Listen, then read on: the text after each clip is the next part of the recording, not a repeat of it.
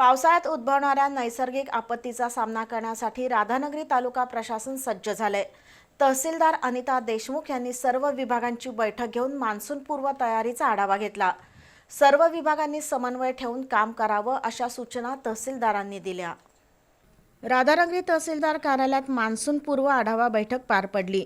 अतिवृष्टी, पूरपरिस्थिती, भूस्खलन, वादळी वारा, धरणातील पाणी साठा आणि विसर्ग याबाबत सर्व विभागांनी समन्वय ठेवून काम करावं अशा सूचना तहसीलदार अनिता देशमुख यांनी दिल्या।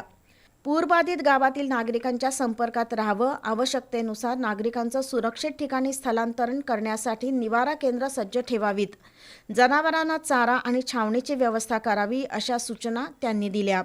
रस्ते, पाणीपुरवठा आणि वीज यंत्रणा पावसाळ्यात सुरळीत राहण्यासाठी योग्य कार्यवाही करावी। जलस्रोतांची स्वच्छता, गळती दुरुस्ती आणि पाणी योजनांची तपासणी करण्याचे आदेश तहसीलदारांनी दिले।